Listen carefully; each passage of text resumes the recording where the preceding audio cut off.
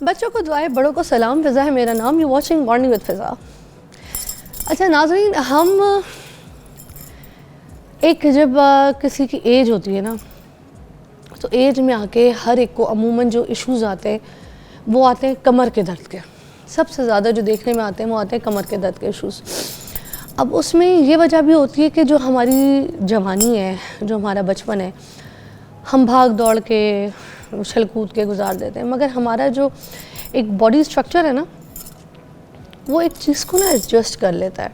अगर हम बहुत ज़्यादा एक्टिविटीज़ करते हैं तो हमारा जो मसल है, हमारी जो बोन्स है, तो वो जो है ना उसके साथ एडजस्ट हो जाती है, हमारी हड्डियाँ मजबूत होती रहती है।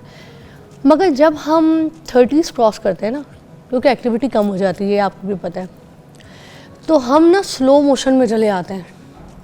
वो जो आप फिल्मों के नहीं स्लो मोशन गाने देख रहे होते हैं, हर चीज़ का स्लो मोशन, वो फेज़ हमारे अंदर आ जाता है। उसकी वजह से क्या होता है कि वो जो फुर्ती है वो ख़त्म हो जाती है, वो जो तेज़ी है वो भी ख़त्म हो जाती है। फॉर एग्ज़ाम्पल, अगर आप टीन एज में होते हैं, आप सीढ़ियाँ चढ़ते हैं, भाग के सीढ़ियाँ चढ़ते हैं, तेज़ी से मुकाबला कर रहे होते हैं, मगर जैसे आप 30s में जाते हैं तो आप स्लो सीढ़ियाँ चढ़ना शुरू हो जाते हैं, स्लो चलना शुरू हो जाते हैं। भागना तो छोड़ ही देते हैं। अच्छा, भागते हैं तो हमारे ये जो गड्ढे हैं, इसमें गोटे, इसको गोटे कहते हैं, ये गट्टे तो नहीं है ना, गट्टे तो ऐसे नहीं, हाँ सीधी है, गट्टे उधर गोटे इधर, तो इधर दर्दें शुरू हो जाती हैं और हम आए उई करना शुरू कर देते हैं। तो एक तो strength training is very important, what I feel कि हमें अपनी स्ट्रेंथ ट्रेनिंग को करते रहना चाहिए कंटिन्यू, और हम इसको शुरू करें 30s की एज में, विच इज़ वेरी मस्ट। अगर हमने अपने मसल्स को स्ट्रॉन्ग करना है, हमारी हड्डियों को मजबूत करना है, 30s और 40s के अंदर जाकर स्पेशली आपने अपने बच्चे को जो है ना, अपने अंदर के बच्चे को ज़िंदा करना है। वो बच्चा जो भागता था, भाग के सीढ़ियाँ चढ़ता था ना, वो बच्चा आपका जो आपने मार दिया उसको आपने ज़िंदा करना है, ठीक है। तो हमने अपने उस बच्चे को नहीं मारना। अगर हमने उस बच्चे को ज़िंदा रखा है तो फिर हमारी हड्डियाँ भी ज़िंदा रहेंगी, हम हमारे साथ हमारा साथ देंगी, वरना ये सबसे पहले बुढ़ापे में हमारा साथ छोड़ देंगे, फिर हम तकलीफ़ का शिकार हो जाएंगे। कमर का दर्द, मसल खिंच गया, कमर की जो डिस्क है वो हिल गई, ऐसी शिकायतें फिर आपको सुनने को मिलेंगी। और थोड़ा सा वज़न अगर आपने उठा लिया तो आपकी कमर की दर्द ऐसे निकल आएगी। रात को हल्की सी गलत पोजीशन में आप सो गए तो फिर आपका फिर एक कमर का दर्द निकल आया। कभी कमर फ्रीज़ हो रही है, कभी कंधा फ्रीज़ हो रहा है, कभी डिस्क ख़राब हो रही है। तो ये हम अपनी सेहत के साथ खुद खिलवाड़ कर रहे हैं। हमने अपने आप को फिट रखा ही नहीं है। हम कहते हैं ओके मेकअप डन, कपड़े डन, फिर हम फिट। ऐसे थोड़ी होते फिट यार, क्या हो गया। हमारी सेहत जो है ना, वो सिर्फ खाने से नहीं होती है। हमारी सेहत में हमारा भाग दौड़, एक्टिविटी, हमारा मैं आपको कहूँगी हमारा जिस्म का जो सर्कस है ना, वो चलते रहना चाहिए।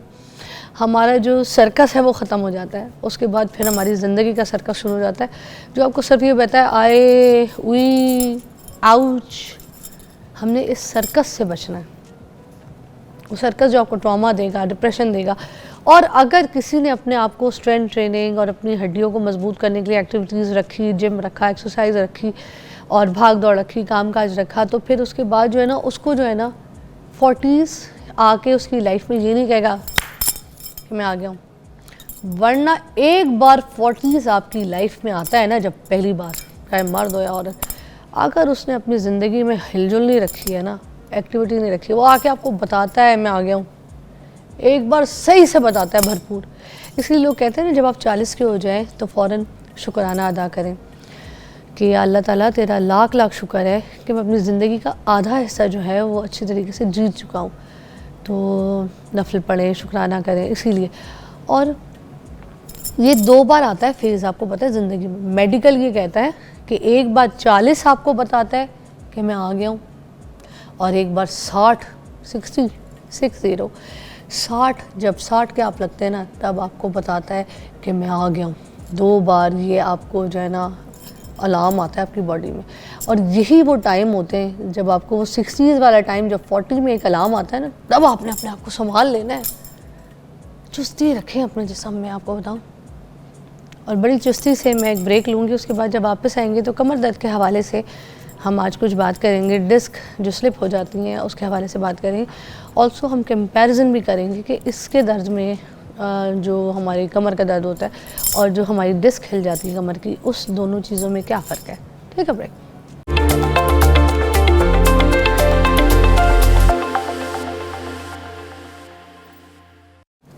Okay, welcome back, you watching morning with Faiza नाज़रीन।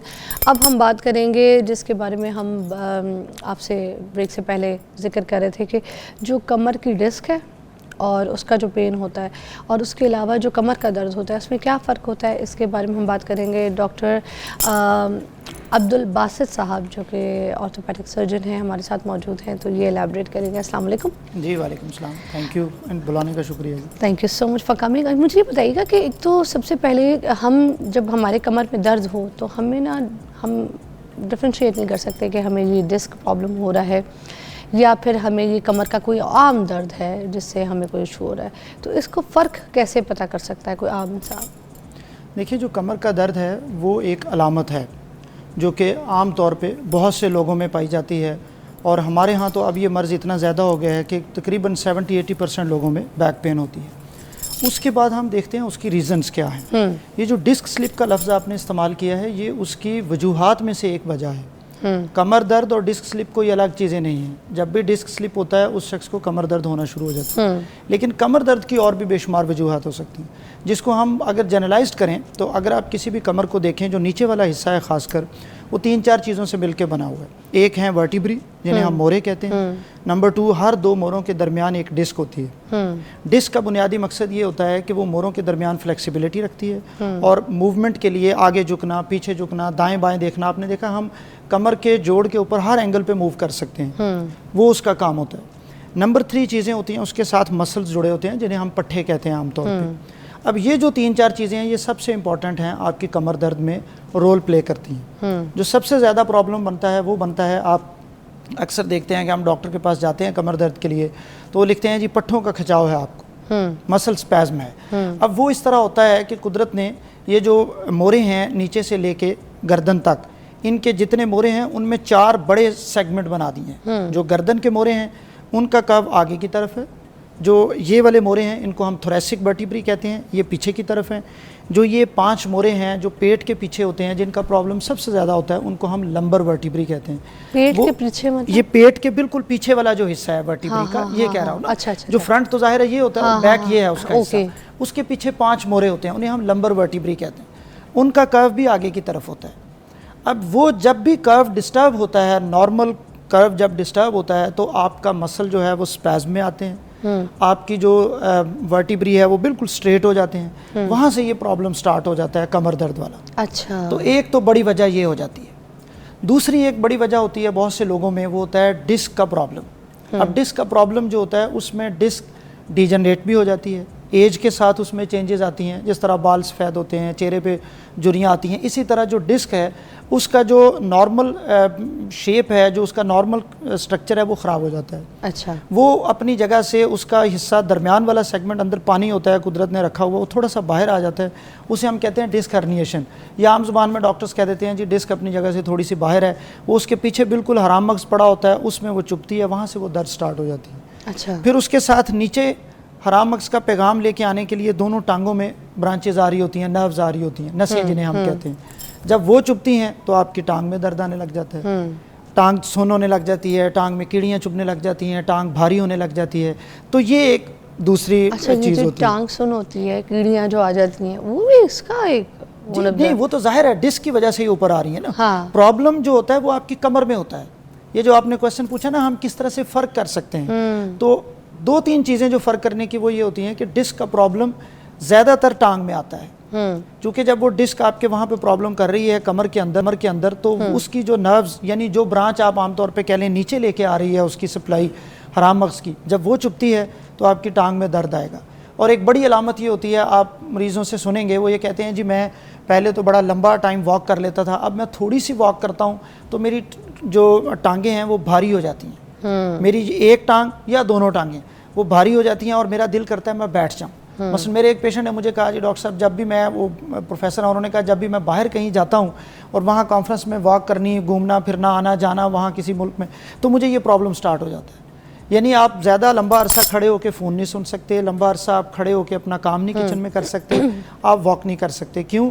क्योंकि जब भी आप खड़े होते हैं आपके डिस्क का वो प्रॉब्लम बढ़ना शुरू हो जाता है और आपकी टांग में दर्द है। तो एक तो ये अलामत इसकी होती है। सबसे बड़ा जो रीज़न आपको देखने को लगता है, जैसे आपने सलामत के बारे में बात की, तो इसी के साथ मैं डिस्कस करूँगी कि क्या हम बहुत देर तक खड़े रहते हैं या बैठ जाते हैं बहुत गलत तरीके से, या फिर हम गलत पोस्चर जैसे नहीं एंगल बना के आप बैठते हैं, तो ये उसकी वजह से भी क्या हो सकता है वन ऑफ द रीज़न? देखिए, जो सबसे बड़ी रीज़न है ना, मैं तो कहूँगा उसको एक हेडिंग में आप एक्सप्लेन कर सकते हैं, वो है पुअर लाइफस्टाइल। सबसे बड़ी रीज़न वो है। उसमें फिर ये सारी रीज़न्स आ जाती हैं। नंबर 1 मसलन आपका मोटापा। जब आपका वज़न बहुत ज़्यादा बढ़ जाता है तो आपकी जो डिस्क है, ख़ासकर नीचे वाली, अक्सर लोगों को 70% लोगों को L5S1 का प्रॉब्लम होता है या L45 का प्रॉब्लम होता है। ये मोरों के नंबर हैं और उनके दरमियान जो डिस्क होती है उनको हम L45 कह देते हैं या L5S1 की डिस्क कह देते हैं। अच्छा। अब वहाँ पे वज़न की वजह से बहुत ज़्यादा प्रॉब्लम आता है। वेट की वजह से वो डिस्क जो है वो उसकी डिस्क अपनी जगह से डिजनरेट हो जाती है, अपनी जगह से उसका डिस्क हर्निएशन हो जाती है, उसकी वजह से फिर वो प्रॉब्लम वहाँ से बढ़ना शुरू हो जाता है। नंबर 2 क्या है? एक्सरसाइज नहीं है लाइफस्टाइल में लोगों की, बिल्कुल भी नहीं है। वॉक बिल्कुल नहीं है। उससे क्या होता है? ये मसल्स वीक हो जाते हैं। जब आपकी ये मसल्स वीक होते हैं तो भी आपकी जो बैक के मोरे हैं और जो डिस्क है वो वीक हो जाती है और उसकी दर्द स्टार्ट हो जाती है। और सेडेंट्री लाइफस्टाइल जिसको हम कहते हैं वो। फिर एक बहुत बड़ा प्रॉब्लम है, वो है आपकी डाइट अच्छी नहीं है, आपकी हेल्दी डाइट नहीं है। और ये प्रॉब्लम सबसे ज़्यादा ख़वातीन में होता है, ख़ासकर वो ख़वातीन जिनकी शादी है और उसके बाद 2, 3, 4 बच्चे हैं उनके। क्यों? क्योंकि उनके बच्चों की वजह से उनकी बॉडी में विटामिन डी, कैल्शियम, ये सब चीज़ें कम हो जाती हैं। ज़ाहिर है बच्चा माँ के पेट में रहता है, फिर मदर फीड होती है, तो उससे ये सारी चीज़ें कॉम्प्रोमाइज़ हो जाती हैं। और इसके साथ होता क्या है कि बाज़ ख़वातीन को शौक़ नहीं है खाने का, वो खाती नहीं है डाइट की वजह से, और बाज़ जो है उनको बदकिस्मती से मैसर नहीं होती ये चीज़ें, तो फिर उनमें ये विटामिन डी और कैल्शियम न्यूट्रिएंट्स कम हो जाते हैं, उनमें भी ये कमर का दर्द बहुत ज़्यादा स्टार्ट हो जाता है। अच्छा। तो ये 3-4 चीज़ें होती हैं। और जो ऑफिस गोइंग लोग होते हैं, हमारे ऑफिस में जो लोग जाते हैं, उनका बैड सिटिंग पोस्चर, अब ये सब वो चीज़ें हैं जिन्हें हम लाइफस्टाइल में लेके आते हैं। बैड सिटिंग पोस्चर क्या है कि आपका, अब लेट्स सपोज ऐसे मैं बैठा हूँ, आपका ऑफिस वर्क है, आपका टेबल इस तरह है और आप उस पर ऐसे काम कर रहे हैं, आप अपने लैपटॉप पे आप अपना फाइल वर्क कर रहे हैं, मुसलसल आप आगे की तरफ झुके हुए हैं। वो एक कंटिन्यूस स्ट्रेस है आपकी बैक के ऊपर। वो क्या कर रहा है? आपके मसल स्पैज़म की वजह बन रहा है, आपके डिस्क की ख़राबी की वजह बन रहा है, आपके मोरों की ख़राबी की वजह बन रहा है, और आपको फिर एक कमर दर्द का प्रॉब्लम वो फेस करना पड़ता है। सो आपके बैठने का स्टाइल जो है वो बड़ा मैटर करता है। फिर एक चीज़ बड़ी अहम हो जाती है, वो है weight lifting.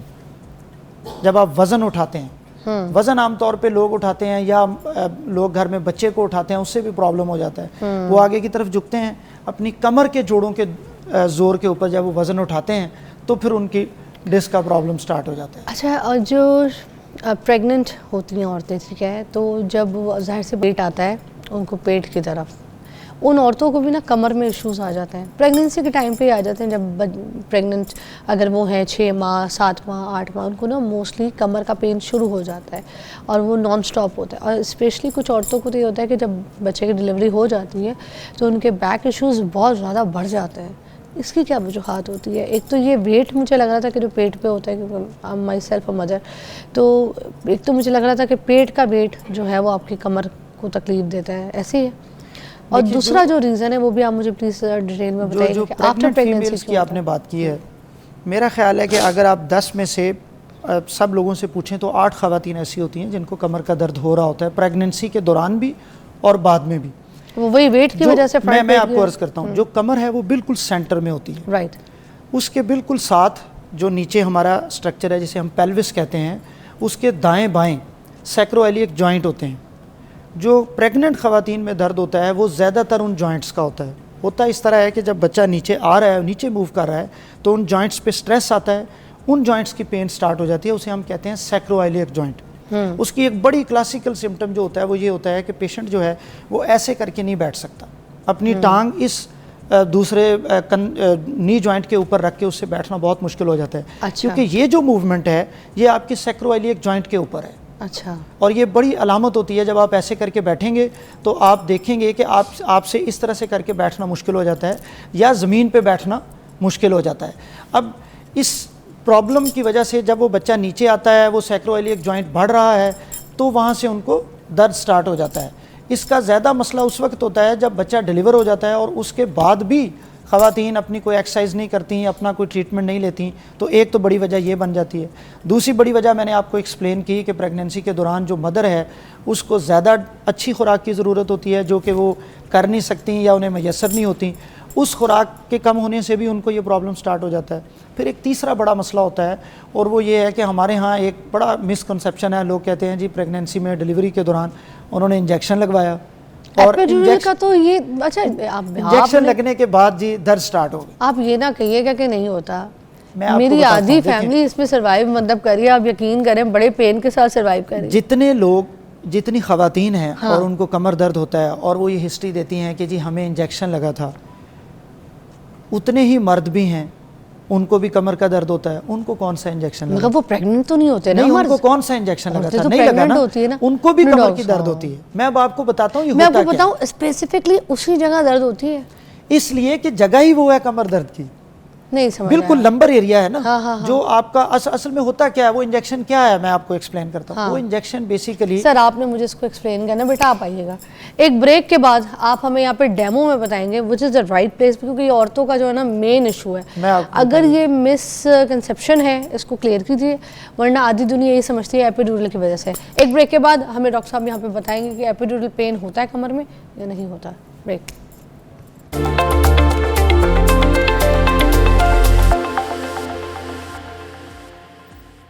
Okay, welcome back, you watching morning with Fiza. और हम यहाँ पे डॉक्टर साहब से पूछेंगे कि जो बैक पेन है, जिसमें हम कहते हैं कि एपिड्यूरल लगा था प्रेगनेंसी में और अब सारी ज़िंदगी का दर्द जो है वो शुरू हो गया, बट डॉक्टर साहब यहाँ पे कहते हैं वो एपिड्यूरल पेन नहीं होता। बेटा इधर आइएगा, डॉक्टर साहब प्लीज़ हमें ज़रा डेमो में बताइएगा इनकी कमर के हिसाब से। देखिए, टर्न हो जाना बेटा। मैं आपको एक चीज़ पहले एक्सप्लेन कर दूँ। दो तरह का एनेस्थीसिया है जो सबसे ज़्यादा कॉमन दिया जाता है। ऑलराइट। एक को हम कहते हैं जनरल एनेस्थीसिया, दूसरे को हम कहते हैं स्पाइनल एनेस्थीसिया। ऑलराइट। वैसे तो ये चीज़ जो हमारे एनेस्थीसिया के स्पेशलिस्ट डॉक्टर्स होते हैं वो करते हैं, लेकिन चूंकि आपने ये सवाल पूछ लिया और ये बड़ा कॉमन प्रॉब्लम है, तो मैं थोड़ा सा एक्सप्लेन कर देता हूँ। जनरल एनेस्थीसिया में पूरा इंसान जो है वो मुकम्मल बेहोश हो जाता है। ठीक है। स्पाइनल एनेस्थीसिया में क्या होता है कि जैसे ये यहाँ से कमर स्टार्ट हुई, यहाँ तक कमर आ रही है, इसी तरह आपका हराम मगज़ आ रहा है नीचे, बिल्कुल ठीक है। यहाँ आके ये वाला जो एरिया, इसे हम कहते हैं लंबर का एरिया। लंबर इसलिए कहते हैं कि पेट को लंबर कहा जाता है, उसकी जो बैक पे एरिया है उसे लंबर वर्टिब्री कहा जाता है। ठीक है, ये हो यहाँ पे 5 मोरे होते हैं, ठीक है, बिल्कुल इस जगह पे। इन्हीं जगहों पे आके जो हमारा हराम मगज़ है और जो सेरेब्रोस्पाइनल फ्लूइड होता है वो यहाँ पे आके ख़त्म हो रही होती हैं, यहाँ पे चीज़ें, ठीक है, एंड हो रहा होता है उनका। डॉक्टर्स क्या करते हैं, जो एनेस्थीसिया के डॉक्टर्स हैं, वो पहले ज़ाहिर है वो ट्रेंड हैं, इसमें उनकी बड़ी लंबी तालीम है, FCPS किया होता है बहुत से लोगों ने जो ट्रेंड स्पेशलिस्ट होते हैं। वो इस जगह पे एक जगह मार्क करते हैं जो कि आम तौर पे तीसरे चौथे या चौथे पाँचवें मोरे के दरमियान होती है। उस स्पेस को ढूंढ के उस जगह पे लोकल का इंजेक्शन लगा देते हैं उस CSF फ्लूइड के अंदर जाके। अच्छा। सब रेकेनाइड स्पेस होती है वो, ठीक है। उससे क्या होता है, नीचे वाला सारा धड़ जो है वो सुन्न हो जाता है। इसको कहते हैं स्पाइनल एनेस्थीसिया। अब वो लोग जो ये कहते हैं कि हमें इसके बाद दर्द स्टार्ट हो गया, ख़ासकर ख़वातीन, अगर आपका वज़न बहुत ज़्यादा है और आपको ज़िंदगी में कभी ये इंजेक्शन लगा है, तो हो सकता है आपका दर्द उस वज़न की वजह से हो रहा है, लेकिन आप अपनी चीज़ को कोरिलेट कर रहे हैं उस इंजेक्शन के साथ। अगर आप एक्सरसाइज नहीं करते और आपको दर्द स्टार्ट हो गया तो भी आप अपनी उस चीज़ को उसके साथ लिंक कर रहे हैं। अगर आपने प्रेगनेंसी में डाइट अच्छी नहीं की तो भी आप उस चीज़ को उसके साथ लिंक कर रहे हैं। अगर आपने प्रेगनेंसी के बाद आप एक्टिव नहीं हैं और आपने फिजियोथेरेपी नहीं की तो भी आप उस चीज़ के साथ लिंक कर रहे हैं। क्यों? क्योंकि आपको एक बड़ा कॉमन जवाब मिल गया ये कहने के लिए, जी मेरी यहाँ पे कमर में टीका लगा था, दर्द कमर में हो रहा है, लिहाजा वो टीका इसका जिम्मेदार है। अच्छा। वो टीका इसका जिम्मेदार नहीं है। ये सिर्फ मैं नहीं कह रहा, आप गूगल पे जाएं, मैं एक सेकंड आपको एक्सप्लेन करता हूँ। आप गूगल में जाएं, उसको लिखें, गूगल के ऊपर, चैट GPT के ऊपर आप लिखें। पूरी दुनिया में ये चीज़ इस वक्त एस्टैब्लिश्ड है कि ये इंजेक्शन उसकी वजह नहीं बनता। अच्छा। बल्कि ये इंजेक्शन बाज़ औक़ात कमर दर्द में रिलीफ के लिए लगाया जाता है, एपिड्यूरल इंजेक्शन। अच्छा। एपिड्यूरल इंजेक्शन पहले यहाँ पे लगाया जाता था। बेटा आप जाओ, मैं लास्ट चीज़ आपको एक एक्सप्लेन कर देता हूँ। किस तरह का दर्द हो सकता है इस इंजेक्शन के साथ। बैठे आप। अच्छा वो है, दर्द ये मतलब हो कुछ सकता है, कुछ कॉन्सिक्वेंसेस भी है होते हैं। मैं आपको बताता हूँ। देखिए, हमने जो भी चीज़ करनी है, अब चीज़ें इतनी एडवांस हैं कि ये वक्त नहीं रहा कि मैं यहाँ बैठ के गपबाजी करूँ आपके साथ, या आप या कोई भी शख्स। मेरी गुफ्तगू ऑन एयर हो रही है, अमेरिका, लंदन, बरतानिया, कहीं बैठा कोई शख्स उसको नेट पे देख सकता है। ऐसे ही है, हर शख्स देख सकता है ऐसे ना ही। किस तरह का दर्द हो सकता है। नंबर 1, आपकी उस वक्त जो एनेस्थीसिया लगाते वक्त आपको बहुत ज़्यादा दफ़ा प्रिक किया जाए, बार बार वो सिरिंज लगे, वो दर्द हो सकता है। आपकी सर्जरी हुई, उसमें आपका जो ड्यूरेशन था वो बहुत लंबा हो गया, आपकी पोजीशन ठीक नहीं थी, उसका दर्द बाद में हो सकता है आपको। या ऐसे लोग जिनमें पहले से ही रिस्क फैक्टर्स मौजूद हैं, उनमें वो दर्द हो सकता है। अच्छा, लेकिन इसकी एक बड़ी ख़ास बात है, और वो ये है कि ये जो दर्द है ये थोड़े अरसे के लिए रहेगा। अच्छा, हफ्ते बाद शुरू हो जाएगा।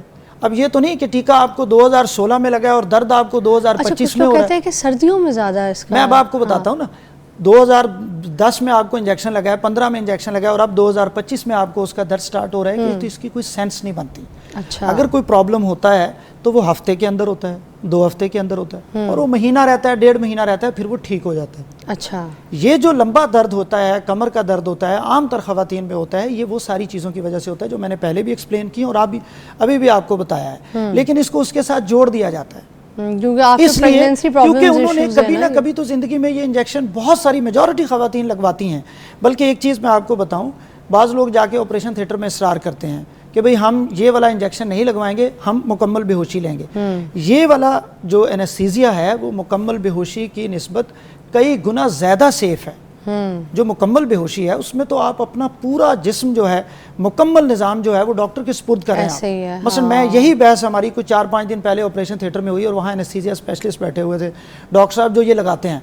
मैंने उन्हें कहा, डॉक्टर साहब देखें, ये बातें कहने की होती हैं, जब अपने पे गुजरती है ना फिर पता चलता है इंसान को। वो कहते डॉक्टर साहब ऐसा नहीं है, मेरी सर्जरी हुई, मैं आपको लास्ट बात, वो कहते मेरी सर्जरी हुई, मैंने स्पाइनल एनेस्थीसिया को प्रेफर किया जनरल एनेस्थीसिया के निस्बत। अच्छा, एक लास्ट में क्योंकि उन्हें पता था चीज़ों का क्लियर कर लूँ, क्योंकि ये बात हमने जब कमर दर्द की है और लास्ट हमने एनेस्थीसिया के ऊपर बात कर ली, जो कमर दर्द की खासतौर पर प्रेग्नेंट वुमेंस के लिए। तो जो पहले हमारी अम्मियाँ दादियाँ होती थी, उनको एपिड्यूरल नहीं दिया जाता था उस टाइम पे, ना तो वो लगाते थे और ना ही इस तरह का यॉन्ड्रा था, इतना कोई इसका अवेयरनेस इसके बारे में। तो they never used to use this, right. तो उनको तो कोई वो पेन बेयर करते थे, उनको कोई कमरों के दर्द नहीं है। जो कमरों के दर्द इस दौर की औरतों को आफ्टर दो बड़ी चीज़ें से भी बहुत। नंबर 1, वो जो आपने बताया पहले दादियाँ नानियाँ, क्या उनके फिज़िकल एक्टिविटी में और आपकी फ़िज़िकल एक्टिविटी में फ़र्क नहीं है? कितना फ़र्क है। वो तो खेतों में जाती थी, पीछे रोटी लेके जाना उनका काम होता था, घर के सारे काम काज, वो एक्टिव हेल्दी लाइफस्टाइल। अच्छा, आप सिर्फ देहात की बात कर रहे हैं, जैसे मैं मेरी, अब मैं आपको अपनी अम्मी की एग्जांपल देती हूँ। मेरी अम्मी देहात में नहीं रहती थी। बातें की है ना, वही आपने बताता हूं। सुनना है, आपने अपनी सुनाई।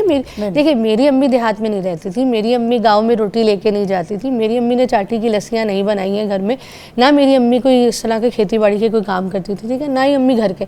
मेरी अम्मी तो खुद एक होम्योपैथिक डॉक्टर थी। तो अम्मी के जो काम होते थे बच्चों को देखने के होते थे, जैसे एक आम औरत के घर पे होते हैं, जिनकी जैसे बीवियां हैं, जो इधर लाहौर शहर में, कितनी एज है? अम्मी की तो डेथ हो गई, 8 बच्चे। अब तो इस वक्त आप देखें कि जिनकी एज 50, बच्चे भी जवान, बच्चों की भी शादियां, बच्चों की भी आगे। मैं आपको वही अर्ज करता हूँ, अक्सरियत का लाइफस्टाइल हेल्दी होता था, चाहे वो देहात में रहे 8 या बच्चे शहर में पैदा करके दर्द नहीं होता था, और अब देख लें।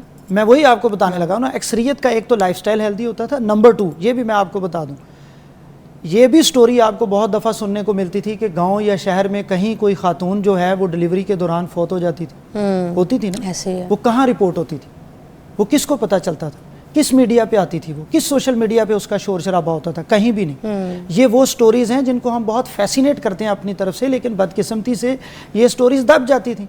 अब बहुत सी ख़वातीन हैं वो ज़्यादा खून बह जाने से उनकी डेथ हो जाती थी, लेकिन वो क्या कहते थे, अल्लाह की मर्ज़ी। जाहिर है मर्ज़ी तो अब भी अल्लाह की है, तो लेकिन अब आपको डॉक्टर बता देता है कि ये ज़्यादा खून बह जाने की वजह से हो गया है, अब वो जिम्मेदार वो डॉक्टर बन जाता है। जाहिर है साइंस ने तरक्की की, वो चीज़ें पता चल जाती हैं। कितनी गांव देहातों में ख़वातीन होती थी, वो खेतों में, या लोग जो हैं वो बेचारे खेतों में फौत हो जाते थे। वो किससे फौत होते थे? मैंने आपके साथ एक टॉपिक दोबारा रखना है। नहीं, मैं वही आपको एक्सप्लेन कर रहा हूँ कि ये बड़ा फैसिनेट करता है हमें ये चीज़। खत्म हो गया यही वाला टॉपिक, आप याद रखें, आपने नेक्स्ट आना है। मैं आपके साथ हाजिर हूँ इस मौजू पे बात करने के लिए। पीछे मैंने एक भी नहीं लिया अभी। हम इस चीज़ को बहुत फैसिनेट करते हैं कि देखें जी, पुराना ज़माना, पुराने ज़माने में कौन सी ख़वातीन होती थी जिनके 10 दफ़ा अल्ट्रासाउंड होते थे? पता ही नहीं होता था आपने मेरे साथ ये पुराना और नया जमाना जी, औरतों आप का जो 100 है दफा ना, डिस्कस कर और लें। स्पेशली हम इसी को डिस्कस हाँ, करेंगे जी, बिल्कुल, मैं क्योंकि हाजिर हूं। आज की प्रेगनेंसी और पहले की प्रेगनेंसी में क्या देखिए, फर्क इसमें था। कुछ स्पेशलिस्ट हम- डॉक्टर तो गायनेकोलॉजिस्ट सर हैं, हम लेकिन आपको मैं मगर आपसे फिर बात भी हम करने को क्योंकि तैयार कमर हूं। का दर्द इज हाँ। Specifically the topic. जी, जी, थैंक यू सो मच जी, for your thank you, time और आपका थैंक यू शुक्रिया। फॉर द रहनुमाई स्पेशली। हम आपको ब्रेक के बाद मिलते हैं।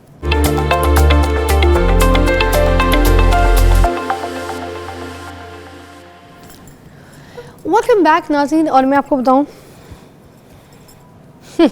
बड़ा मज़े का टॉपिक है। आज हम बात करेंगे चीटिंग के ऊपर। यस, एक रिलेशनशिप है ना, शादी हो गई है, बच्चे भी हो गए हैं, नहीं भी हुए हैं, पार्टनर्स हैं, एनीथिंग। अब आप दोनों में से कोई एक चीट कर रहा है, लड़का भी हो सकता है, लड़की भी हो सकती है, मियाँ बीवी में कोई एक पार्टनर चीट कर रहा है। अब बच्चे अगर हो गए हैं तो बच्चों की वजह से ना मजबूरी ये आती है कि तलाक नहीं ले पा रहे होते। अब वो रिश्ता है जिसमें धोखा भी है, फ्रॉड भी है, सफाई कोई नहीं है और ना ऑनेस्ट भी है। उसके बावजूद सिर्फ बच्चों को देखते हुए वो दो लोग अपना रिश्ता जो है निभा रहे हैं, रिश्ते को धक्के में लेके चल रहे हैं। अब वो जो धक्के में लेके चलाया जा रहा होता है रिश्ता, उसमें कोई सुकून नहीं होता, उसमें कोई आराम नहीं होती, उसमें बड़ी तकलीफ़ अजियत होती है। क्योंकि अगर औरत किसी और को पसंद कर रही है और चीटिंग कर रही है और मियाँ के साथ रिश्ते में है, देन नो पॉइंट। उसी तरह मियाँ भी अगर बीवी के साथ रह रहा है और बच्चे भी रखे हैं उसने साथ में और उसकी किया पांचा कहीं और चल रहा है, ठीक है, और वो रिश्ता जो है वो फिर किस तरीके से परवान चढ़ेगा, वो बच्चे जो हैं कैसे अच्छे फ्यूचर लेके आगे चलेंगे। तो ये चीटिंग जो है इसके ऊपर हम बात करेंगे। हमारे पास जो मौजूद है ताहिरा रुबाब हैं, माहिर नफ्सियात हैं और कपल्स की थेरेपी बहुत अच्छी करती हैं और she is very viral in social media now days as well. इनके बहुत सारे काम हैं जो करती हैं और आप सोशल मीडिया पर इनको देखते रहते हैं। इनसे आज जानेंगे इस टॉपिक के ऊपर कि जो चीटिंग है मोस्टली करता कौन है और शुरू क्यों होती है, होती क्यों है।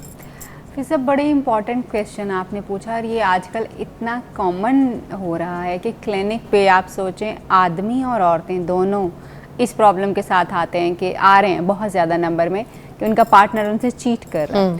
और चीटिंग की जो वजूहात हैं वो बहुत कोई लंबी चौड़ी वजूहात नहीं है, बड़ी 3-4 छोटी सी मेजर जो है ना, वो छोटी नहीं मेजर रीजंस जो हैं वो हैं।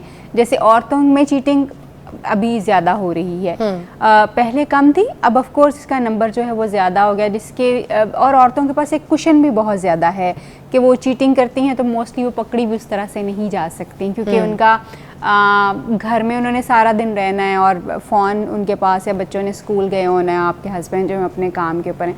मगर वजह जो हमें एक्चुअली चीटिंग शायद किसी वजह से होती है। कोई बंदा शौक से कभी चीटिंग नहीं करता, ऐसे ही नहीं किसी को शौक चढ़ा जी चलो चलो चीटिंग कर लो। अब क्योंकि चीटिंग करना कोई आसान काम नहीं है, it requires a lot of planning, दिमाग के ऊपर एक स्ट्रेस है, पकड़े ना जाएं, पकड़े जाएंगे तो क्या हो जाएगा घर, बहुत कुछ होता है। लेकिन इसके पीछे बहुत सारे रीजंस हैं।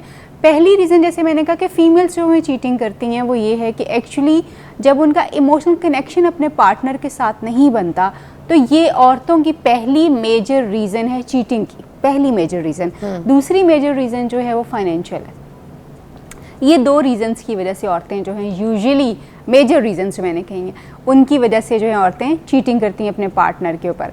देन जब हम बात करते हैं आदमियों की तो आदमियों को आप देखेंगे कि वो चीटिंग इधर उधर करते रहेंगे मगर अपने रिलेशनशिप को ख़त्म नहीं करेंगे।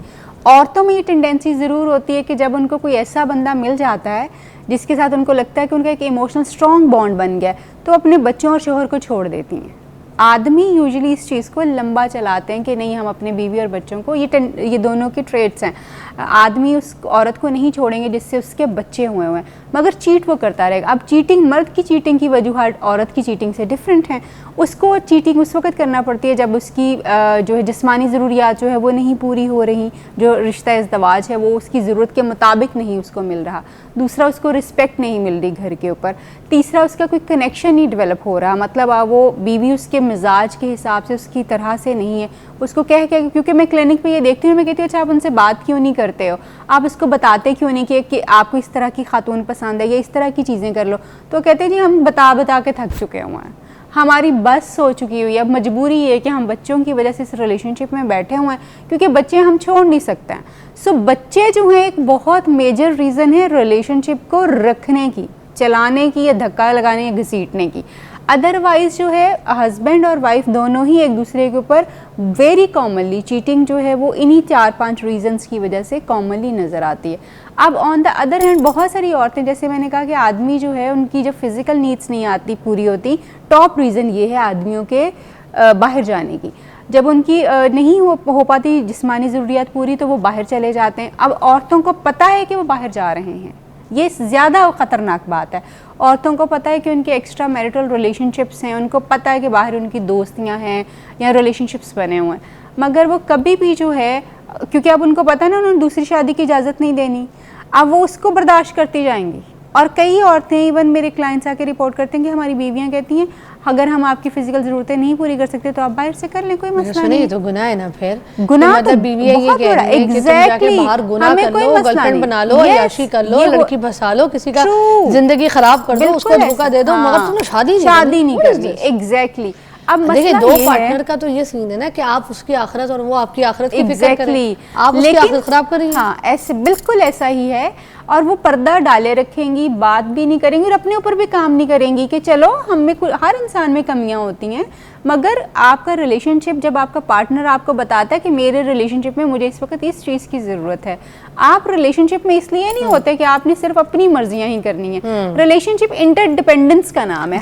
एक ब्रेक लूंगी क्योंकि मैं आपकी थोड़ी सी एक बात से डिस्टर्ब हुई हूँ कि मतलब दिस इज़ समथिंग लाइक आप उसको गुनाह करने की इजाज़त दे रही हैं, मगर आप उसको बैठ के समझाएंगी नहीं, उसके साथ अपनी दोस्ती नहीं करेंगी, और दूसरा आप ये कहेंगी कि बस पता होता है बीवियों को, हाँ, मगर उनको जाहिर नहीं करना। हाँ, बिल्कुल ऊपर कपड़ा डाल के बाद हमने इसी को आगे एलैबोरेट करना है। Oh my God, oh my.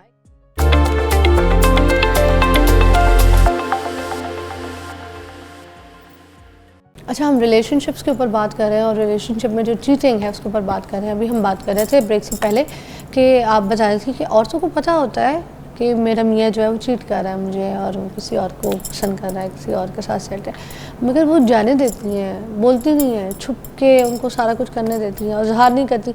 जबकि औरतें तो मोस्टली इस तरह की होती है ना कि वो तो बकबक किए बगैर, बोले बगैर, भड़बड़ा बाहर निकाले बगैर रह नहीं सकती। वो दो तरह की औरतें हैं फिजा, आपकी बात बिल्कुल ठीक है। एक वो औरत है जो आपके साथ बड़ी लॉयल है, जब उसको ये बात पता चलेगी ना कि जी, और उसको पता है कि मैं तो इसकी सारी ज़रूरतें पूरी कर रही हूँ, देन वाई, तो वो आपके साथ कभी सेटलमेंट नहीं करेगी, वो आपके साथ चीखेगी, चिल्लाएगी, रोएगी और आपको एक्सप्लोर करना शुरू कर देगी। एक दूसरी औरत है जिसको पता है कि यार मैं घर में बैठी हुई हूँ, मेरे पास बच्चे हैं, मुझे यहाँ से कोई हिला नहीं सकता, लेकिन मैंने अपने रवैयों पे काम नहीं करना, तो शोहर जो है वो जहाँ मर्जी जो मर्जी करता फिरे, मैंने अपने आप को इम्प्रूव नहीं करना। ये दो तरह की औरतें आपको जो है वो नज़र आती हैं।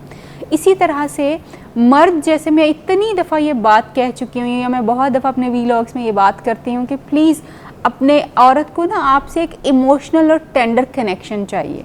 वो चाहती है कि आप उसकी तारीफ़ करें, उससे अपने इजहार मोहब्बत करें, उसको बताएं कि वो कितनी इम्पॉर्टेंट है आपकी लाइफ में। आदमी को यही काम नहीं आता, बाकी सारे काम आते हैं उसको। बाकी वो हर चीज़ को बड़े घर मैनेज करता है, कमाइयाँ करता है, अच्छा लाइफस्टाइल देता है, क्या कुछ करता है, मगर वो औरत की इस नीड को मीट नहीं करता। और अच्छी से अच्छी औरत भी आदमी से पुट ऑफ हो जाती है जब उसको ये औरत के लिए ये खुराक है, उसकी फूड है ये, कि आप उसकी तारीफ़ करें, उसको बताएं कि वो कितनी इंपॉर्टेंट, आप उसको मोहब्बत से, जब मोहब्बत का इजहार करें बहुत ज़्यादा। मगर हमारे मर्दों में ये बहुत कम चीज़ है, जिसकी वजह से आप देखेंगी औरतें जो होती हैं ना, औरत का काम देना होता है, वो देती रहती है, देती रहती है, इजहार कम करता है, बहुत कम। ये नहीं एग्जैक्टली ये नहीं कि उसको मोहब्बत नहीं होती औरत से, इजहार नहीं करता। और जबकि औरत जो है वो उस इजहार की भूखी होती है, वो औरत आप देखेंगे बिल्कुल एक सूखी टहनी की तरह हो जाती है, जिसका शोहर उसको तवज्जो नहीं देता, उसके साथ अपने प्यार का इजहार नहीं करता, उसको अप्रिशिएट नहीं करता उसकी चीज़ों के लिए, वो बिल्कुल ख़त्म हो जाएगी आहिस्ता आहिस्ता। इवन ऐसे कपल्स भी, पहले भी हमने एक दफ़ा बात की कि ऐसे कपल्स भी हो जाते हैं 33 ईयर्स ऑफ मैरिज और आज एक दूसरे की शक्ल देखने को तैयार नहीं। जिस बुढ़ापे के लिए हमने रिलेशनशिप बना के रखा कि बुढ़ापे में एटलीस्ट एक दूसरे का साथ होगा, तब हम एक दूसरे की शक्ल, और उसकी वजह यही है कि आपने अपनी औरत को वो सारी चीज़ें नहीं दी जो उसकी ज़रूरत थी। अच्छा, कुछ लोग ये भी वेट करते हैं, जहाँ पे आपने बुढ़ापे की बात की, कुछ लोग ये भी वेट करते हैं कि बच्चे थोड़े से बड़े हो जाएं फिर मैं इस औरत को छोड़ दूंगा, बच्चे थोड़े से बड़े हो जाएं फिर मैं इस मर्द को छोड़ दूंगी।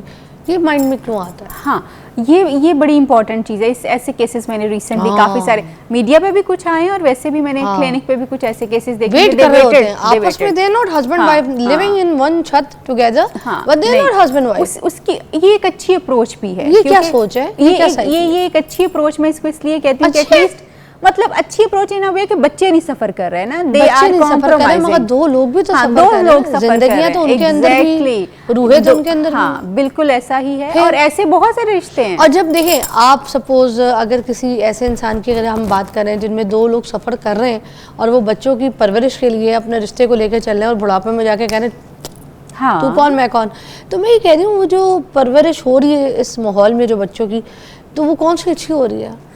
ऐसे अच्छा, कपल अच्छा क्या उसमें मतलब अब ऐसे कपल जब दो लोग खुशी नहीं है तो वो खुशी तो बच्चों में बांट ही नहीं पाएंगे। अगर मैं आपसे नफरत करती हूँ तो मैं बच्चों में नफरत डालूंगी, बिल्कुल ऐसा। अगर मैं आपसे हसद करती हूँ मैं बच्चों में हसद डालूंगी, अगर मैं नेगेटिव हूँ बच्चों में नेगेटिविटी पैदा करूंगी। आप अगर मुझे पसंद नहीं करती तो आप फिर बच्चों को क्यों पसंद करेंगी? बिल्कुल something like that, exactly.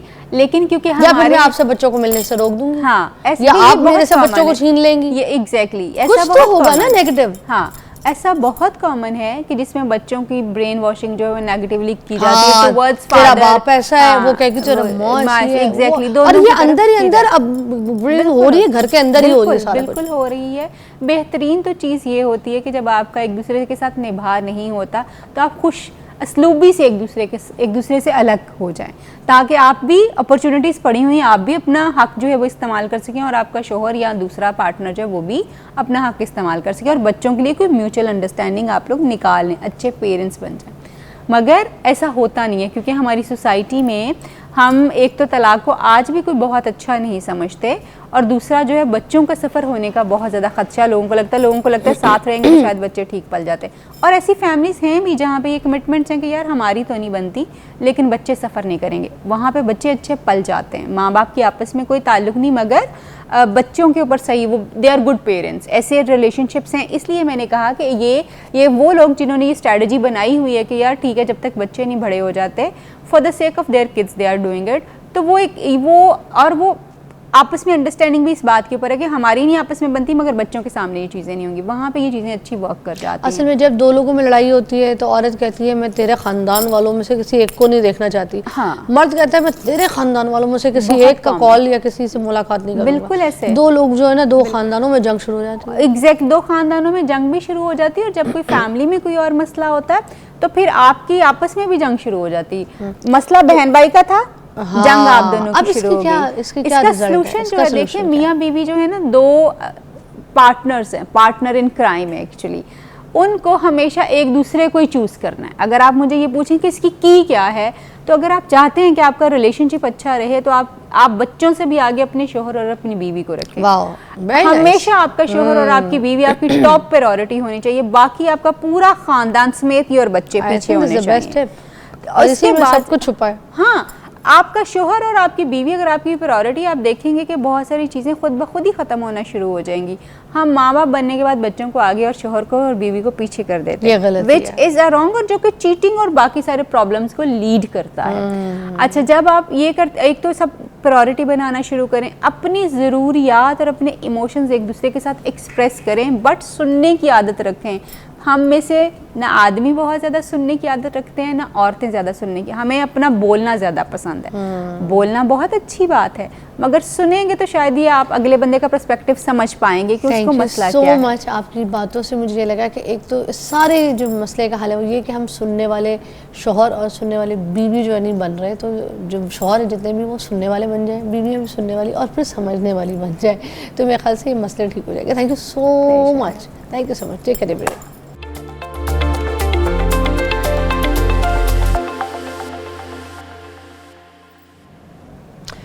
Welcome back नाज़रीन। अभी हमारा जो सेगमेंट है वो आप लोगों के लिए बड़ा इम्पोर्टेंट है। हम ये जानना चाहेंगे कि हम अपने जो पैसे हैं ना उनको कहाँ इन्वेस्ट करें। आप देखें पूरी ज़िंदगी हम पैसा कमाते हैं, ठीक है, और उन कमाई का जो है ना हमें इंतज़ाम समझ नहीं आता कि हमने इसको किधर इन्वेस्ट करना है।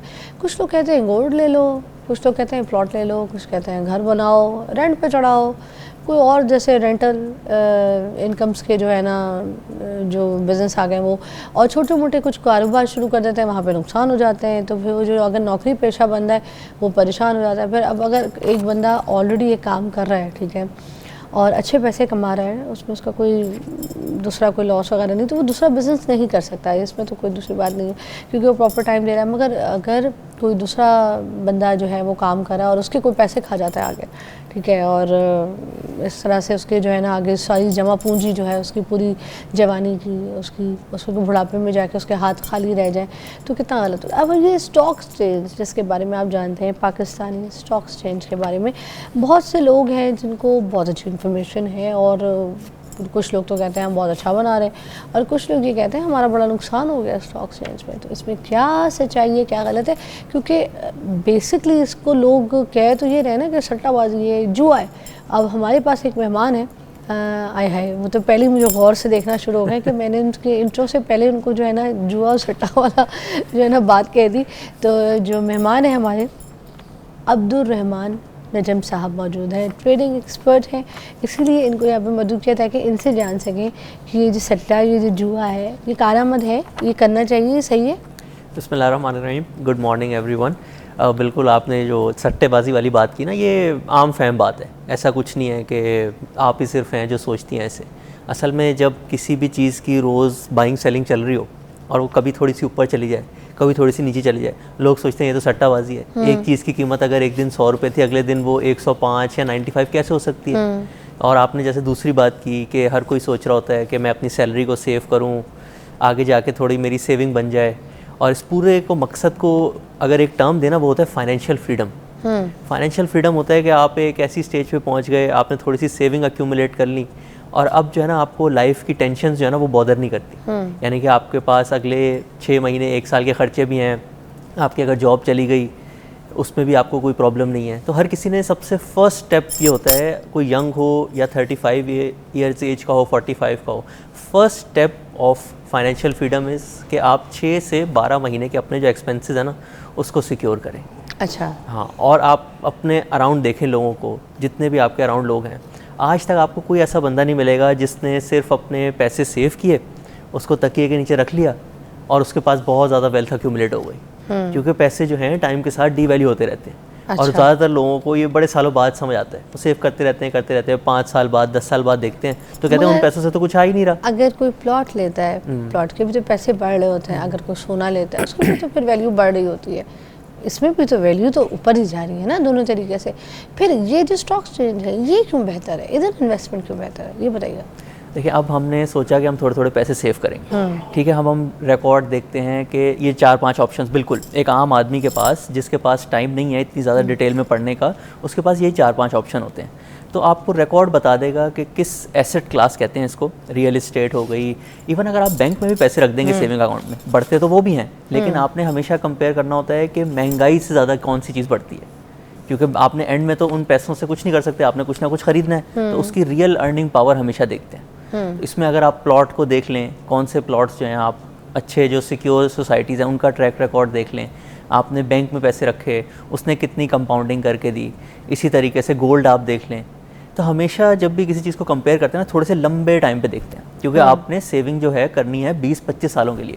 1 साल के लिए तो फिर अगेन सट्टेबाजी होती है। अगर आपने 1 साल में सोचा कौन सी चीज़ बढ़ेगी, आपको 100 आइडियाज़ देंगे लोग। अच्छा, 1 साल के लिए भी करना तो सट्टेबाजी होगी, मतलब लंबा टाइम आप कह रहे हैं। हाँ, 1 साल में अगर आप थोड़े से एक्सपर्ट हैं, आप अंदाज़ा लगा सकते हैं। अगर आपने अपनी किसी पैसे जो है ना किसी कंपनी के साथ ये स्टॉक में ले लिए और वो कंपनी भाग गई, नहीं, ऐसा नहीं दफा होता। हो गई, आप देखें, ज़्यादातर लोग 90% लोग ना, जब उनके पास पैसे आते हैं अपने दोस्त के साथ पार्टनरशिप कर लेते हैं, अपने रिश्तेदारों के साथ पार्टनरशिप कर लेते हैं। उसमें आपको कुछ नहीं बताते। 3 महीने के बाद आपको कोई आके रिपोर्ट देते हैं कि मैंने ये बिज़नेस किया, ये नुकसान हुआ, ये फ़ायदा हुआ। स्टॉक एक्सचेंज में तो रेगुलेशन है, हर 3 महीने बाद कंपनी आपके साथ डिटेल्ड रिपोर्ट शेयर करेगी। हाँ, उसको आपको थोड़ा सा पढ़ना आना चाहिए कि उस बिज़नेस में पिछले 3 महीने में क्या हुआ है। अच्छा, सो पूरी दुनिया में फाइनेंशियल फ्रीडम अचीव करने का सबसे अच्छा तरीका स्टॉक मार्केट है, क्योंकि ये प्रॉफिट सबसे ज़्यादा देता है। मैं आपको कुछ नंबर्स में बताता हूँ। अगर किसी ने करना है, सपोज अगर मैं स्टॉक मार्केट में आना चाहती हूँ, तो मेरा पहला कदम क्या होना चाहिए, आम देखने वाले को समझाते हैं। पहले तो समझते हैं कि हम ये कर क्यों रहे हैं। जब आपको समझ आएगा कि कितनी इंपॉर्टेंट चीज़ है, तो फिर पहले कदम दूसरा कदम लेना भी आसान हो जाता है। अच्छा। तो अगर हम बहुत लंबे टाइम के लिए देखें जिसमें सारी सट्टेबाजी जो है ना ख़त्म हो जाती है, यानी कि एक प्लॉट अगर 1-2 साल बढ़ भी जाए, उसने लॉन्ग टर्म में जब तक वो अपनी वैल्यू नहीं बढ़ाएगा, उसके अराउंड डेवलपमेंट नहीं होगी, वो ज़्यादा देर तक नहीं बढ़ सकता। इसी वजह से अगर हम 1999 से शुरू करें और सारी चीज़ों की एग्जांपल देख लें, जिसने सबसे ज़्यादा प्रॉफिट दिया होगा ना, वही सबसे अच्छी एसेट क्लास है और उसी में आपको लॉन्ग टर्म में इन्वेस्टमेंट करनी चाहिए। तो गोल्ड में अगर आपने लेट से 1 लाख रुपए लगाए होते तो वो आज तकरीबन 50 लाख रुपए हो गए हैं 25-26 सालों में। इसी तरीके से स्टॉक मार्केट में अगर आपने पैसे लगाए होते तो इसका जो इंडेक्स आजकल हम हेडलाइंस में सुनते हैं 1,60,000 70,000 पे पहुंच रहा है, ये जब 1,000 का होता तो था, एक साल में बढ़ा है ना, 1.5 साल में ही बस ऊपर आया, इससे पहले तो नहीं था ऐसा। 1999 में ये 1,000 पे होता था, तो बीच में बढ़ता है, फिर गिर जाता है, कभी फिर ज़्यादा बढ़ जाता है, फिर थोड़ा सा गिर जाता है।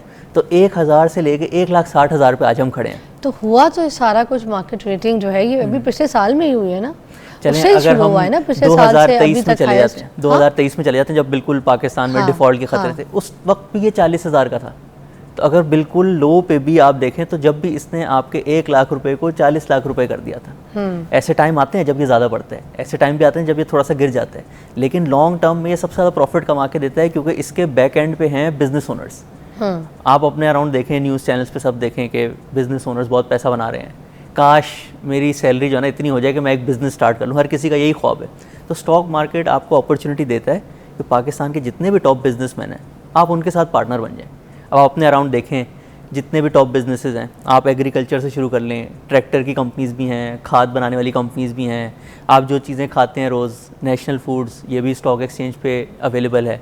तो आप इनकी चीज़ें कंज्यूम करने के बजाय अगर आपको इनका प्रोडक्ट बहुत पसंद है तो आप इनके साथ पार्टनर बन जाएं। अच्छा, आप सपोज एक बंदा जो है घर ले लेता है, ठीक है, अब उसकी एक अमाउंट जो है ना बेस अमाउंट बन गई है, वो घर ले लिया उसने, उसके बाद उसको रेंट पे दे देता है, उसका किराया भी ले रहा है, उसके घर की वैल्यू भी बढ़ रही है साथ साथ, और रेंटल इनकम भी उसकी आ रही है, तो ये बेहतर नहीं है? कि पाकिस्तान में रेंटल इनकम जो है ना कहीं कहीं तो 1-2% भी आती है। यानी कि अगर आपने लेट से 1 करोड़ का घर लिया तो मुश्किल से आपको साल के जो है 2 लाख 2.5 लाख मैक्सिमम आएंगे, और जो थोड़ी नई डेवलपमेंट्स होती हैं वहाँ पे आपको मुश्किल से 4 लाख मिल जाता है।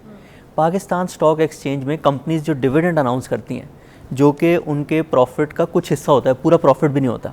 जब कंपनीज प्रॉफिट बनाती हैं ना तो कहती हैं इस साल हम लोग कुछ परसेंटेज जो है अपने शेयर होल्डर के साथ भी शेयर कर देते हैं, वही एवरेज 6 से 7% होती है। तो जितना आपको रेंट आता है उससे ज़्यादा स्टॉक मार्केट जो है आपको डिविडेंड कमा के देती है। और लॉन्ग टर्म में वैल्यू किसकी बढ़ती है वो तो हमने ऑलरेडी देख लिया कि 1,000 वाली चीज़ 1,60,000 पे पहुंच गई। अब आप इसमें अपनी मर्ज़ी की कोई भी सोसाइटीज़ जो है वो देख सकते हैं। इवन हम लोग कभी फैमिली में बैठ के डिस्कशन भी करते हैं। जो बेस्ट एग्जांपल भी लोग बताते हैं कि मैंने तो रियल एस्टेट में किया था और मेरा छक्का लग गया, मैं बहुत सक्सेसफुल हो गया, वो होता है मैंने एक 10 लाख का प्लॉट लिया था और 15-20 सालों में वो 1 करोड़ का हो गया। वो तो कुछ भी नहीं है अगर आप इसको कंपेयर करें जो प्रॉफिट्स बिजनेसमैन बना रहे होते हैं। एक कॉल है, इकबाल साहब की आपसे बात करना चाह रहे हैं। अच्छा, लेट्स टॉक। अस्सलाम साहब, इकबाल साहब कैसे हैं? अल्हम्दुलिल्लाह, आपकी दुआ है। मैं भी आपका शो देख रहा था और मेरे थोड़ा सा मिजाज के मुताबिक ही है। हाँ। तो मेरा सवाल ये है कि स्टॉक मार्केट में हम जो है जब इन्वेस्टमेंट करते हैं तो हमें उसके ऊपर नजर रखनी पड़ती है कि आज ऊपर जा रही है, नीचे जा रही है। हाँ। उसके दीगर कुछ फैक्टर्स बहुत सारे होते हैं। तो क्या ये हम बेहतर नहीं है कि ऐसे आदमी के लिए जिसे टाइम ना हो कि वो जो म्यूचुअल फंड में इन्वेस्टमेंट कर दे लॉन्ग टर्म के लिए, बजाय इसके लिए एक कमेटी डाले, हर महीने 5,000 रुपये उस कमेटी में डाले, उसकी वजह अगर वो उसके जो है म्यूचुअल फंड लेकर डाल दे 10 साल के लिए, 15 साल के लिए, 20 साल के लिए, दैट्स मच बेटर आइडिया। दूसरी बात ये कि इन्वेस्टमेंट प्रॉपर्टी में जो है मेरे ख्याल में वो तो बिल्कुल बेकार की चीज है। आप ये तो बोलते हैं कि 20 साल के बाद मेरे अब्बा ने एक 500 रुपए का प्लॉट खरीदा था और 50 साल के बाद वो 5 करोड़ का हो गया, लेकिन एट दैट टाइम उन 500 रुपए में क्या आ सकता था और आज इन 5 करोड़ में क्या आ सकता है, इसको भी आपको कंपेयर करना पड़ेगा। दूसरी बात ये कि अगर आपको पैसों की जरूरत पड़ेगी तो आपको पूरी 5 करोड़ की प्रॉपर्टी बेचनी पड़ेगी I got it. All right, I got your point. Iqbal साहब, थैंक यू सो मच। एक ब्रेक लेंगे, ब्रेक के बाद आपके सवाल का जवाब भी यहाँ पर देंगे और मज़ीद जो कॉल्स हैं वो उनको भी हम प्रोग्राम में शामिल करेंगे और सीखेंगे। Take a break.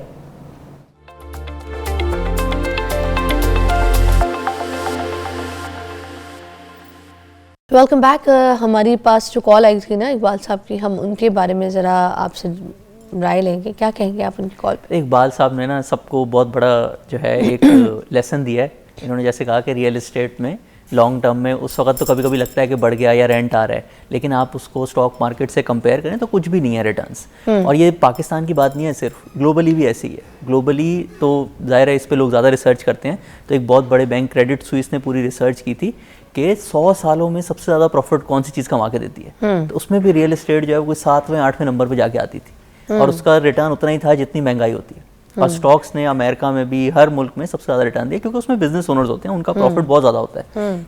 दूसरी बात इकबाल साहब ने म्यूचुअल फंड्स की तो एक आपको चीज़ समझनी होगी, म्यूचुअल फंड्स वो वाले भी होते हैं जो आपके पैसे जो हैं हुकूमत पाकिस्तान को कर्जा दे देते हैं, जिसमें जो प्रॉफिट आ रहा होता है ना वो तकरीबन उतना ही होता है जितना आप बैंक में जब सेविंग अकाउंट खुलाते हैं उसके आसपास। अच्छा। और एक म्यूचुअल फंड होते हैं जिसमें आप स्टॉक मार्केट में इन्वेस्टमेंट करते हैं, तो वो अगेन अगर आप उनके थ्रू भी इन्वेस्ट करते हैं वो बहुत अच्छा होता है। कितने अमाउंट से? किसी भी अमाउंट से कर सकते हैं। आई थिंक चंद हज़ार रुपए से भी 5,000 रुपए से भी बहुत सारे अकाउंट खुल जाते हैं। म्यूचुअल फंड का अकाउंट तो शायद उससे भी कम से खुल जाता हो। अच्छा। लेकिन इसमें आपको एक चीज़ भी समझनी होगी कि उसमें फ़ीस भी होती है, और जब लेट से आपकी इन्वेस्टमेंट थोड़ी सी बढ़ गई, आपके पास 20-25 लाख रुपए गैदर हो गए, आपने इन्वेस्टमेंट की थोड़ी थोड़ी बढ़ते बढ़ते वो 20-25 लाख रुपए तक आ गई। अब जब अगर आपको कोई नॉलेज नहीं होगी, आप आँख बंद करके कर रहे होंगे, तो आपको घबराहट होगी। और सबसे बड़ा रीज़न लोग जो है गलत टाइम पे स्टॉक्स बेच देते हैं जब लग रहा होता है कि थोड़े हालात ख़राब हैं, हालांकि वो बाइंग टाइम होता है। वो ये होता है कि उन्होंने कुछ बिल्कुल समझा नहीं होता। अच्छा, अब ये आम बंदा जो है वो तो इतना तेज़ नहीं होता, उसको पता नहीं होता ये बाइंग सेलिंग वाला टाइम, ठीक है। और ये जो है ना एक ब्लू चिप है, ब्लू चिप स्टॉक्स जो है वो क्या होता है? देखिए, आम बंदे को ना सिर्फ 2 चीज़ों का पता होना चाहिए, फिर वो जब थोड़ी सी उसकी इन्वेस्टमेंट बढ़ जाएगी ना, फिर वो अपने अंदर मजीद नॉलेज हासिल कर सकता है। पहली चीज़ उसको पता होनी चाहिए रिच वर्सेस पुअर माइंडसेट, और वो ये है कि अगर आपने 100 रुपये कमाया ना, तो आपने 5 रुपये 10 रुपये अपने फ्यूचर के लिए सेव करने, और दूसरी चीज़ फिर उसको आपने कंपाउंडिंग पे लगाना है, और कंपाउंडिंग के लिए आपने स्टॉक मार्केट में इन्वेस्टमेंट करनी है। ब्लू चिप कंपनीज़ होती हैं कि वो कंपनीज जो काफ़ी बड़ी हो गई हैं, जो अपने हम अराउंड देखते भी हैं, और ज़ाहिर है कंपनी बड़ी हो जाएगी, उसके पास कैश बैलेंस भी ज़्यादा होता है, उसका बिज़नेस भी सिक्योर होता है, वो अपनी मार्केट में लीडर भी होता है, तो उसके नीचे जाने के चांसेस जो है वो काफ़ी ज़्यादा कम होते हैं। यानी कि ये कंपनीज़ होती हैं जो कि 100 बिलियन रुपीज़ तक इनका मार्केट कैप पहुँच गया होता है, तो इनका बिज़नेस दूसरों के मुकाबले में काफ़ी ज़्यादा सिक्योर होता है। अच्छा। और पाकिस्तान में जिस तरह की फाइनेंशियल लिटरेसी है, मैं आपको बताऊँ, अमेरिका में 60% लोग स्टॉक मार्केट में इन्वेस्ट करते हैं। अगर एक मुल्क के 60% लोग स्टॉक मार्केट में इन्वेस्ट कर रहे हैं, तो जाहिर है वो मुश्किल तो नहीं हो सकती ना चीज़। इसी तरीके से इंडिया में भी तकरीबन 10% लोग स्टॉक मार्केट में इन्वेस्ट करते हैं। पाकिस्तान में 0.25% लोग इन्वेस्ट करते हैं। पाकिस्तान में लोग तबाह भी बहुत हुए, और ये कहते हैं ना कि ये जैसे अगर गवर्नमेंट जो है वो भी मैनिपुलेट करती है मार्केट को, लेकिन बड़े बड़े बिजनेस ओनर्स जो है वो भी मैनिपुलेट करते हैं, आपको भी पता है। 1 साल कर लेगी, 2 साल कर लेगी, 25-26 साल तो नहीं कर सकती ना। तो एंड में जब बिजनेस प्रॉफिट कमा रहा होता है तभी स्टॉक मार्केट ऊपर जाती है। और ये सारी चीज़ें लोगों को बताने के लिए, rich versus poor mindset, stock market में इन्वेस्टमेंट आसान तरीके से कैसे करते हैं, इसके लिए कुछ पढ़ना कोई नहीं, इसके लिए हमने स्टार्ट की है पाकिस्तान में फर्स्ट फाइनेंशियल फ्रीडम मूवमेंट। बल्कि मैं आपको भी इनवाइट करूंगा कि इसको ज्वाइन करें, और इसमें हम लोगों को जो है सारा बता रहे हैं कि किस तरीके से आपने अपनी सैलरी में से थोड़ा थोड़ा सेव करके आप बहुत ज़्यादा पैसे जो है वो एक्यूमुलेट कर लेते हैं, अपना फाइनेंशियल फ्रीडम अचीव कर सकते हैं, अपना फ्यूचर भी सिक्योर कर सकते हैं। और फिर आपको जो है ना आपके जो सेविंग्स होंगी उससे जो हर साल डिविडेंड आएगा वो आपकी सैलरी से भी ज़्यादा होगा। हमारा टारगेट है कि 1 मिलियन। मगर ये कितने टाइम के बाद ख्वाब दिखा के जा रहे हैं आप मुझे? देखें, अच्छा, कुछ आप इसको सेव करना शुरू करेंगे, साथ साथ आपकी प्रमोशन होती हैं, आप अपनी इन्वेस्टमेंट भी बढ़ा सकते हैं विद टाइम। तो इजीली ये 5 से 15 साल के बीच में आपका फाइनेंशियल फ्रीडम इजीली अचीव हो सकता है। 5 से 15 साल। और उसमें आप अपने स्किल भी सीख जाएंगे जिस जॉब में आप काम कर रहे हैं। और डिविडेंड्स जो है वो आपको कब मिलेगा? डिविडेंड तो हर 3 महीने बाद, कुछ कंपनीज 3 महीने बाद देती हैं, कुछ साल बाद देती हैं, वो फिर आपकी चॉइस होती है। अगर आप थोड़ा सा स्पेंड करना चाहते हैं, आप डिविडेंड स्पेंड भी कर सकते हैं। अगर आपको शौक है मैं फाइनेंशियल फ्रीडम बहुत जल्दी अचीव कर लूँ, उसके बाद जो है ना मैंने सारी स्पेंडिंग करनी है, अपनी मर्जी की चीज़ें खरीदनी है, तो आप उसको डिले भी कर सकते हैं। तो हम लोग का पूरा टारगेट है, इसको हमने स्टार्ट किया है, नेक्स्ट 1 मंथ पूरे अक्टूबर में ये चलेगी, और हमारा टारगेट है कि 1 मिलियन पाकिस्तानीज़ तक ये आवाज़ पहुँचे और लोग जो है रिच वर्सेस पुअर माइंडसेट की जो हैबिट्स हैं उसको अडॉप्ट करें। Thank you so much for your time. बड़ा अच्छा आपने एलैबोरेट किया है। होप अगर ये किसी के लिए कारआमद है और वो उसको यूज़ करके इस तरह से स्टॉक मार्केट में आना चाहते हैं, उसके सही तरीके हमने आपको यहाँ पे बता दिए। तो प्लीज़ स्टॉक मार्केट में आए तो सट्टेबाजी मत करें, आप इसको सीख के आएँ, लर्न करके आएँ और कारोबार करें। जैसे कि उन्होंने फरमाया कि इसको लर्न करना मुश्किल नहीं है, तो उसको एज़ कारोबार अगर आप करते हैं तो it's good, but not the सट्टेबाजी। Try it out. ब्रेक लेते हैं।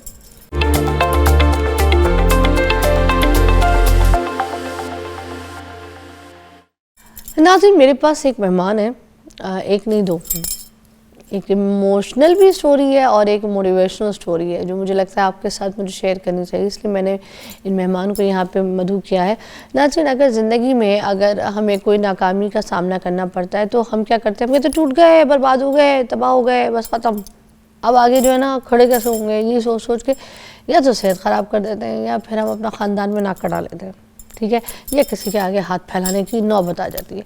मगर वो इंसान जिसके बारे में मैं बात करती हूँ कि जो अपनी हार से सीखे, क्योंकि बड़े जो ज्ञान वाले लोग हैं वो ये कहते हैं कि इंसान अपनी हार से सीखता है, इंसान अपनी जो नाकामी है या कोई लॉस है उससे अगर सीख के अगर आगे बढ़ता है तो फिर उससे ज़्यादा कामयाब बंदा या बंदी नहीं हो सकती। तो मैं आपको बताऊं कि आज हमारे पास जो लोग हैं वो अरसलान ज़फ़र साहब हैं और उनकी वाइफ है सिदरा, ठीक है। वो पाकिस्तान से शादी करके टर्की गए, टर्की में जाकर उन्होंने एक रेस्टोरेंट खोला, 4 साल वहाँ पे रहे और कामयाब बिजनेस किया और बड़ा पैसा कमाया, अपना घर भी ले लिया, 5 इनके माशाल्लाह से बच्चे। मगर वहाँ पर इनके साथ जो है ना स्कैम हुआ और उसमें इनके 6-7 करोड़ जो है ना वो डूब गए बिज़नेस में और मज़ीद काफ़ी इनका लॉस हुआ, रेस्टोरेंट का भी लॉस हुआ, कारोबार का भी, घर का भी और इमोशनल लॉस। आपको पता है जब इंसान इस तरह के ट्रॉमे से गुजरते वो भी हुआ। उसके बाद ये पाकिस्तान वापस आए तो इनके पास एक 125 थी, इन्होंने उसको बेची और बेच कर इन्होंने बिरयानी जो है ना उसका काम शुरू किया। अब बिरयानी का काम क्या है, कैसे शुरू किया, ये आप लोगों के लिए जो है ना मोटिवेशनल है, सुनिएगा जो स्टोरी। अस्सलाम वालेकुम। वालेकुम सलाम। अस्सलाम वालेकुम भाभी, ठीक है, खैरियत से? What is the story behind, please बताइए पहले आप। हमने अपने कैरियर का स्टार्ट किया था टर्की से, कुछ अर्सा हम इटली में भी रहे थे, लेकिन वहाँ से फिर हम मूव कर गए टर्की में। तो वहाँ पे हमने स्टार्ट किया था, एक रेस्टोरेंट बनाया था पाकिस्तानी फूड से ना, भिंडर रेस्टोरेंट से भी लोकेशन आती है हमारी गूगल पे। तो वहाँ पे पाकिस्तानी कम्युनिटी बहुत ज़्यादा थी, तो वो लोग बेचारे फैक्ट्रीज़ में काम करते थे, उनको मेस वगैरह की बहुत मतलब वहाँ पे होती थी प्रॉब्लम। तो हम उनको मेस देते थे, तकरीबन 250 लोगों की मेस थी हमारे पास और काम बहुत अच्छा था। हमने वहाँ पे तकरीबन 4 साल गुजारे। मेरा अपना घर भी वहाँ पे परचेज़ किया था, वहाँ पे इस्तांबुल में एरिया कुचेकुई।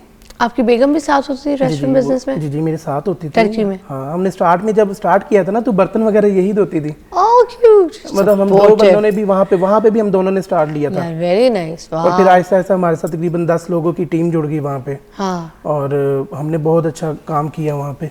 लेकिन वहाँ पे ना काम फिर 4 साल के बाद ना वहाँ पे पुलिस ने क्रैकडाउन शुरू कर दिया इनके खिलाफ, ये इलीगल लोगों के खिलाफ। हाँ। अब जो इलीगल लोग थे बेचारे वो खाना खा रहे होते थे रेस्टोरेंट में, तो जो पुलिस की गाड़ी गुजरती थी तो वो भाग जाते थे। हाँ। वो काम कम होता गया, इतना वो कम हो गया कि मतलब रोज़ाना में मतलब हमारा जो खाना बनता था वो ख़राब होना शुरू हो गया। हाँ। तो फिर एक बंदा था, उसने बोला जी आप ऐसा करें, दुबई चलते हैं, आप रेस्टोरेंट वहाँ पे जाके बनाएं, वहाँ पे लोग ज़्यादा पाकिस्तानी, काम अच्छा होगा। मैंने भी कहा ठीक है, आइडिया तो ठीक दे रहा है। उसके साथ साथ ना मेरा एक टर्किश बंदे से भी बात चल रही थी, वो कहता था कि यहाँ पे ना ओतू पाकेट होता है, ओतू पाकेट मतलब तुर्किश में इसको बोलते हैं कि सिलाई पैकिंग और उसको इस्त्री करना होता है। मतलब सिलाई कंपनी से होके आएगा, हम उसको इस्त्री करेंगे और पैकेट करेंगे और उनको दे देंगे, उसमें कुछ मार्जिन बनता है वो हमें दे दिया करेंगे। उससे बात भी चल रही थी, लेकिन उस बंदे ने ऐसा कन्विंस किया, नहीं यार छोड़ो, आप रेस्टोरेंट लाइन, आपका लाइन एक फील्ड है, आपने इससे अच्छा किया, दुबई में भी करोगे, चलो। मैंने घर सेल किया, गाड़ी सेल की, वहाँ पे कुछ मेरे पास सेविंग्स थी, कुछ पैसे थे, वो लिए। और उसने बोला जी आप, हम एक दूसरे से पहले भी लेन देन करते थे पैसों का ना, उसने बोला आप मुझे यहाँ पे पैसे दो, मैं आपको डॉलर्स में वहाँ पे पे कर दूंगा, तो आप वहाँ पे इजीली मतलब जो भी करना हो वो कर लेना। मैंने कहा ठीक है, कुछ पैसे बच जाएंगे, इसमें फ़ायदा भी हो रहा है। जब हम दुबई चले गए वहाँ पे विज़िट वीज़ा लेकर, और हमने तकरीबन 1 वीक वेट किया कि शायद पैसे आ जा रहे हैं, कल आ रहे हैं, वो करते करते 1 महीना गुजर गया, विज़िट वीज़ा ख़त्म हो गए। फिर हमने दोबारा से वीज़ा रीन्यू करवाए, फिर आ रहा हूँ, जा रहा हूँ, ऐसे कर रहा हूँ, वैसे कर रहा हूँ। एट दी एंड वो बंदा मोरक्को भाग गया। मतलब सब हमारे पैसे लेके। अब ये सारा जो लॉस हुआ, ट्रॉमा हुआ, उसके बाद जब पाकिस्तान आए 5 बच्चों को लेके वापस, ठीक है ना, मैं इनसे भी पूछना चाहूँगी कि ये फिर ये जो आइडिया था बिरयानी वाला, ये कैसे जनरेट किया, कैसे शुरू हुआ? वो जब हम पाकिस्तान आए ना तो ये थोड़े मतलब एंग्जाइटी में चले गए ना, बीमार हो गए, इस तरह के काम नहीं उस तरह का कर पा रहे थे जिस तरह का एक सरबराह को घर के करना चाहिए।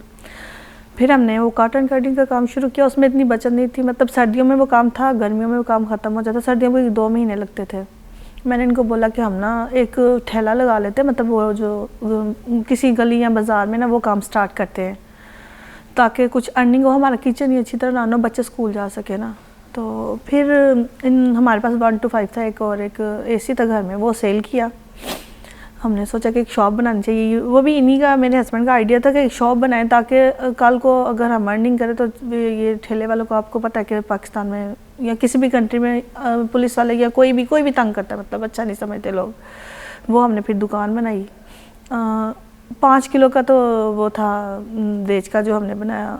हमें यकीन नहीं था कि अल्लाह ताला हमें इस मुकाम पे ले आएगा, जिसके बारे में हमने कभी सोचा भी नहीं था कि वो 5 किलो का जो था ना देज का, वो 30 किलो पे चला गया। वाह माशाल्लाह जी। वाह। और कितने टाइम में चला गया? वो ऐसा हुआ, अल्लाह ने कोई हमारे साथ मौजा किया कि एक दिन था ऐसा कि हम बिल्कुल फ्री थे, कोई काम नहीं था। 2-3 दिन के बाद हमारी एक वीडियो वायरल हो गई।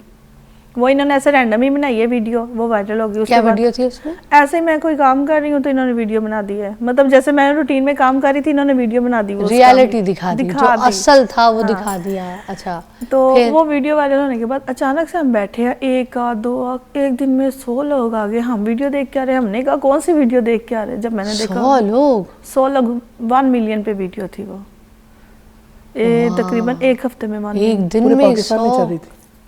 माशाल्लाह। और कराची से लेके इस्लामाबाद तक आए हैं। अल्लाह ताला आपको हर घंटे जो है ये 100 लोग आपके पास आए आपसे बिरयानी। मैं तो कहती हूँ हर घंटे 100 लोग आए। माशाल्लाह। देखिए अल्लाह ताला जो भी है देता नियतों पे है, सारा कुछ नियतों पे। इंसान की नियत जो है ना वो इंसान को उसका फल जो है ना दिलाती है। आप लोगों ने दिखाया, आप लोग की मेहनत थी, आप लोग टूट गए, हार गए, लॉस हुआ, मगर आप लोगों ने अपनी जो है ना उम्मीदें नहीं छोड़ी। आप लोगों ने अपने किचन के लिए, बच्चों के लिए, परवरिश के लिए लोगों के आगे हाथ नहीं फैलाए। आप लोगों ने लोगों के सामने अपने और अपने बच्चों का मजाक नहीं फैलाया और लोगों के सामने मिसाल बने कि किसी भी किस्म की मेहनत हो, सफाई खुद की, बर्तन खुद धोए, काम खुद किया, पकाया खुद। और सबसे बड़ी बात, मैं आपको एक आखिरी बात बोलूँगी, फिर हमारे शो का टाइम ख़त्म हो रहा है। अगर सिर्फ अकेला मियाँ काम करता है ना, मैंने मोस्टली देखा है, और जहाँ पर बीवी काम नहीं करती तो ठीक है कामयाब हो सकता है, और बहुत मेहनत करते हैं और लोग होते भी हैं। और बीवी कहीं काम कर रही हो तो मियाँ अगर सपोर्ट ना करे तो भी मुश्किल इश्यूज आते हैं। मगर जहाँ पर मियाँ बीवी दोनों मिलके काम करें ना, वो दुनिया के सबसे बड़े टाइकून होते हैं हर काम में। तो बेस्ट ऑफ लक, आप लोगों को अल्लाह और बरकत डाले। Thank you so much. आप लोग अपना ख्याल रखिएगा, स्टोरी से कुछ सीखिएगा और अल्लाह ताला बरकत डालेगा। अल्लाह।